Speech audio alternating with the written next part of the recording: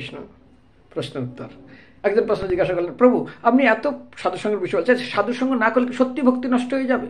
বলে হ্যাঁ স্যার। কি করে সম্ভব? দেখো একটা পাথর পড়ে আছে, তুমি একটা পাথরকে গিয়ে একটা আঘাত মারবে, বড় পাথর, কিছুই হলো না। ঠিক আছে, আরেকটা আঘাত মারলে, কিছুই হলো না।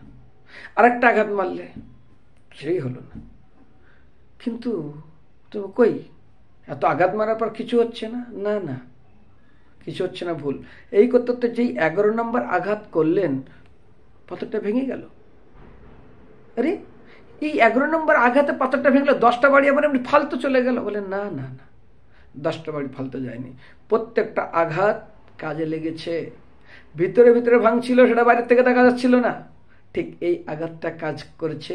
অর্থাৎ এখনই চৌচির ঠিক ভগবত ভক্তি থেকে, অর্থাৎ সাধুসঙ্গ থেকে দূরে যাবেন, অল্প অল্প অল্প অল্প করে আপনার ভিতরে ভাঙতে থাকবে। ঠিক সাধুসঙ্গ বলে সাবধানী হাঁটি তো দুর্ঘটনা ঘটি। যারা গাড়ি চালায়, পিছনে লেখা থাকতো বাসের পিছনে, সাবধানী হাঁটি তা দুর্ঘটনা ঘটি। একটু মাত্র অসাবধানীতে কত বড় বিপদ আসতে পারে। ঠিক সাধুর সঙ্গ এইরকম আপনি করবেন না, হ্যাঁ না না ভক্তি ভালো আছে, এই আছে। এইটা যদি হতো, জড়ভরত শ্রীমদ্ ভাগবতমের 5ম স্কন্ধের 8 অধ্যায়ের পড়ে দেখবেন, 8 নম্বর শ্লোকে প্রভুপাদ ব্যাখ্যা করছে, এত উন্নত ভক্ত ছিল জড়ভরত,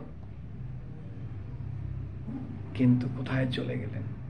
পাথর, মনে হচ্ছে কিছুই হচ্ছে না, আমার ভালো ভক্তি হচ্ছে, মারবেন টুকরো হয়ে যাবে। প্রভুপাদের একজন শিষ্য, আমার গুরু মহারাজ শ্রীমদ ভক্তিচারক স্বামী গুরু মহারাজ একবার একটু উদাহরণ দিয়েছিলেন। প্রভুপাদের শিষ্য, খুব উন্নত ভক্ত, ইস্কনে গুরু, কোনো একটু ম্যানেজমেন্ট নিয়ে তিনি বাইরে চলে যায়। তারপরে তিনি ভক্তি করেন, 64 মালা জপ করেন, ধীরে ধীরে তার পরিবর্তন হতে হতে তিনি উগলাতি পড়া ধরেন, তারপরে তিনি উগলাতি করেন, তারপরে অনেক দূরে চলে গেলেন সাধু সঙ্গ। সেই জন্য বিশেষ করে অনুশাসন এমন একটা দরকার, পাথর ভাঙার মতো সাধুসঙ্গ থেকে। সাধুর অনুশাসন, সাধুসঙ্গ মানে সাধুর অনুশাসন, এটা ভালোভাবে মনে রাখবেন। সাধুসঙ্গ মানে গায়ে গায়ে ঘেসে না, সাধুর মুখে শুধু কথা শোনা না। নাহলে আমরা এখন হরি পাচ্ছি, ব্যাস চাষায় গেল ঘর, নাঙল তুলে ধর, এটা হলো আমাদের হরিকথা। আরে কি ভিড় ভাট্টা হরিকথায়, আবারে প্রভু হরিকথা বলবে, তারপর জিজ্ঞাসা কি হলো, কি কি বলেছি, হরে কৃষ্ণ, মহাপ্রসাদে গোবিন্দে, পেট বললেই আনন্দে, হয়ে গেল।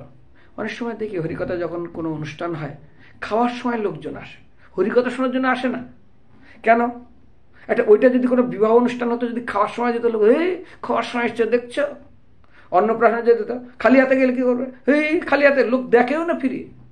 কিন্তু যদি কোথাও ঘুরতে যেতে হয়, 2 ঘন্টা আগে গিয়ে বসে থাকবে স্টেশনে। কোথাও ডাক্তার দেখাতে হয়, কোথায় বোম্বে, কোথায় দিল্লি, বয়স কত বছর আগে, কত মাস আগে টিকিট কেটে বসে থাকবে। আর এতটা খরচ করার পরেও যদি রোগটা ঠিক না হয় না, টাকা কেউ ফিরায় না, কোনো কৈফিয়ত চায় না। তো অন্য কাজে তেমন নেই, কিন্তু সাধুসঙ্গ হরিকথা, ওইখানে হরে কৃষ্ণ, যত রোগ একদম খাওয়ার সময় দেখবে, তখন এসে বসে, হ্যাঁ আমি বড় ভক্ত। এটাকে বড় ভক্ত বলা হয় না।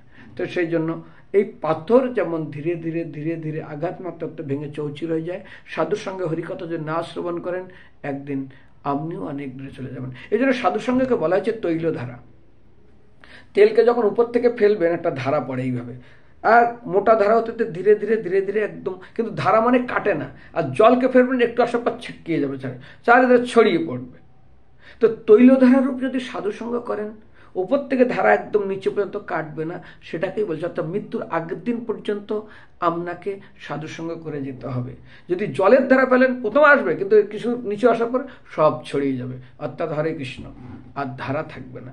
সেই জন্য যদি ভক্তির ধারায় আপনাকে টেকে থাকতে হয়, তাহলে তৈল ধারার ন্যায় আপনাকে বিচ্ছিন্ন হলে হবে না, সাধুসঙ্গের মাধ্যমে কন্টিনিউ থাকতে হবে। হরে কৃষ্ণ।